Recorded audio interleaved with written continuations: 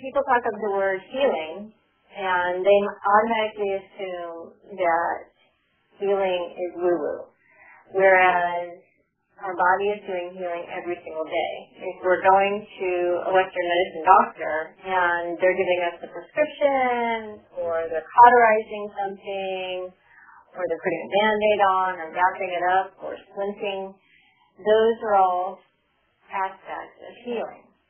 The bottom line is the body always does healing. The healing comes from what happens in our brain. So our brain has to get on board first in order for the healing to occur. So example would be if somebody were sitting across from me and said, I feel awful. I don't know why I feel awful. I want to feel better. And I said, well, why do you want to feel better? I don't know, I just do. And I said, well, why do you think you're sick? Well, I'm just feeling sick. I'm always sick. And why do you need to be sick? Well, I don't. But you do, or else your body and your brain wouldn't be. So the brain has to get on board with just the possibility, meaning a gap in the window or the door, opening of the window of the door, enough so that healing can occur. Transformation is actually healing.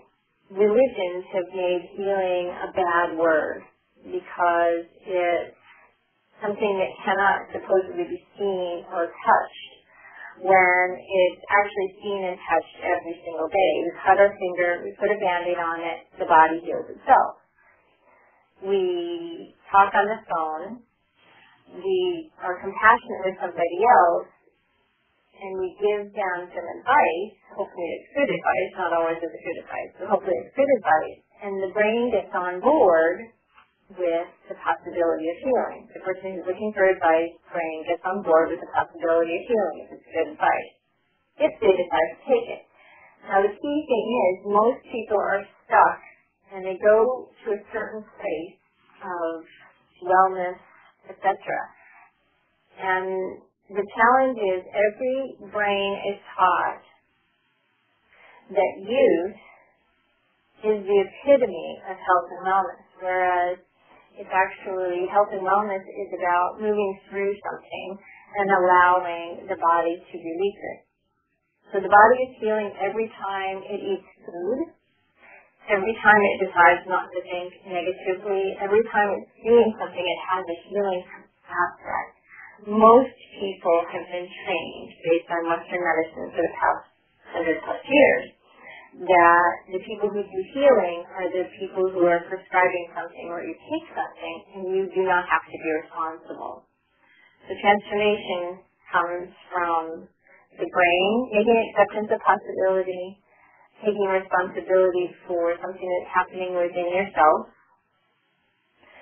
and then taking action to get help or the tools or the information in order for that to be lasting. Most people think that they're supposed to be healthy all the time and they're supposed to feel good all the time, particularly if somebody whose body has gotten sick and they're taking things that are in conflict.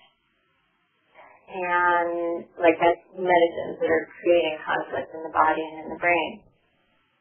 So until everybody learns how energy impacts each of these facets, how to energize themselves, how to breathe, how to use energy to bring it into any part of the body in order to heal itself faster. Everybody's at the whim of somebody else's determination, thought pattern, programming, patterning, or attitude of what health and healing is.